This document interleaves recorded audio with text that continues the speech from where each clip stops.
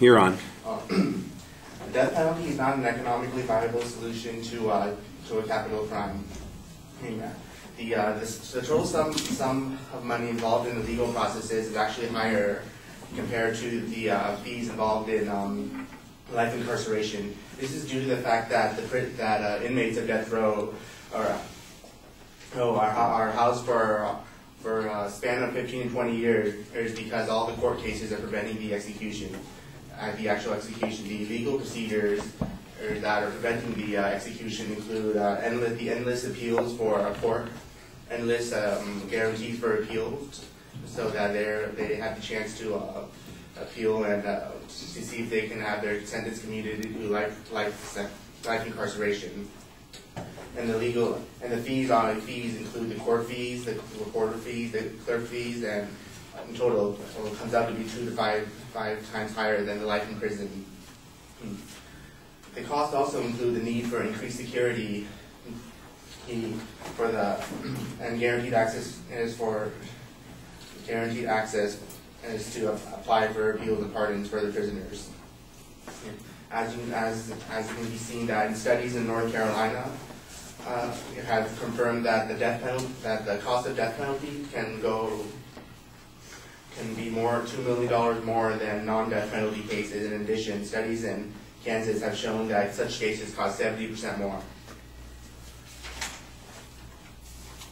The legal processes of the death penalty also bring money from other justice programs and law enforcement programs as well. For example, various other law enforcements. For example, actually, it was reported by the Davis Vanguard that on a poll of 500 police chiefs,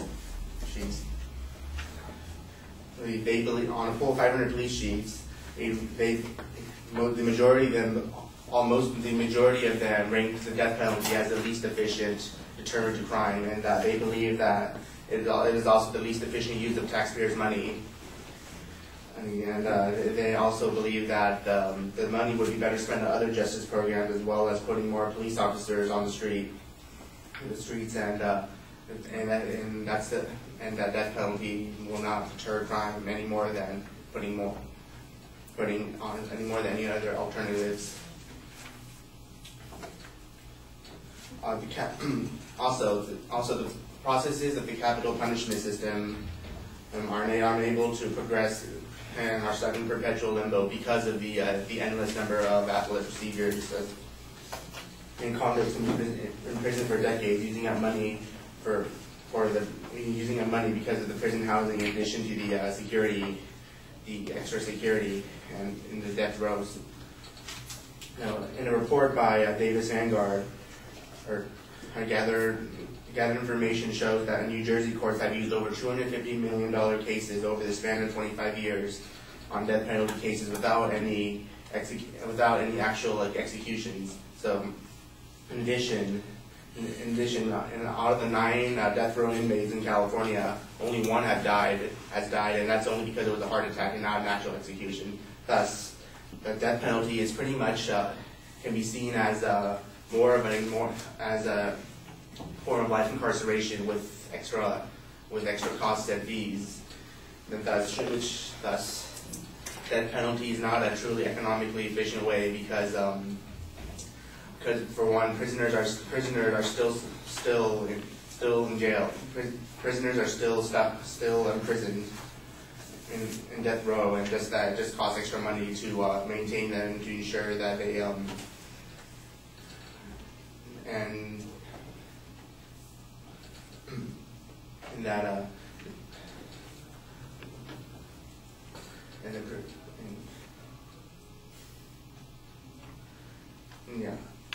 the prison.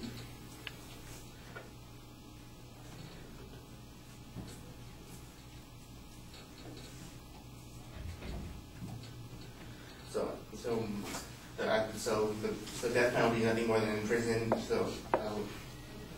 And a form of life incarceration with extra cost, and a more economically viable solution is just life in prison without parole. That way they're they're in prison and there's no extra fees involved in court cases where the inmates can just endlessly apply for appeals without appeals, so that they can have their sentences commuted to life imprisonment.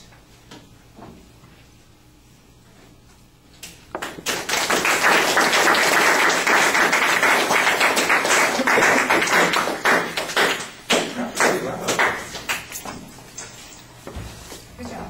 I got nervous towards the end.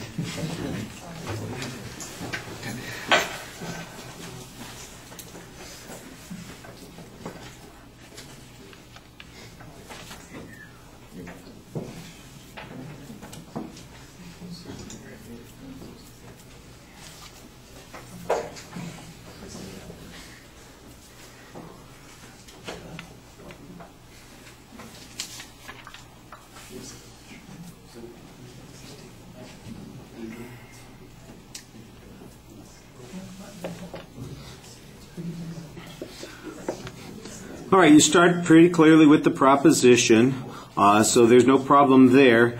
But it sounds to me at the beginning like you're beginning to paraphrase what the support is going to be instead of laying it out for us. And then it turns out that you're not even doing that. You've actually started making your argument. You just dive right into the argument without giving us a roadmap of what's coming up and how we're going to get there. As you go through the first point, I'm not even sure what is evidence and what is claim, and I think you need to be a lot more specific about citing your information in that first point.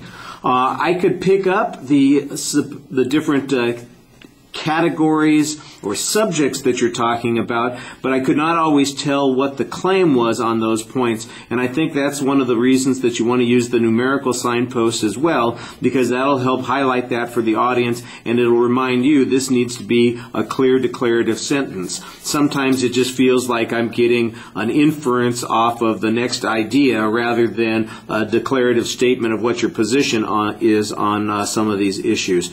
So organizationally, it suffers a little bit because it's not really as distinct as it needs to be.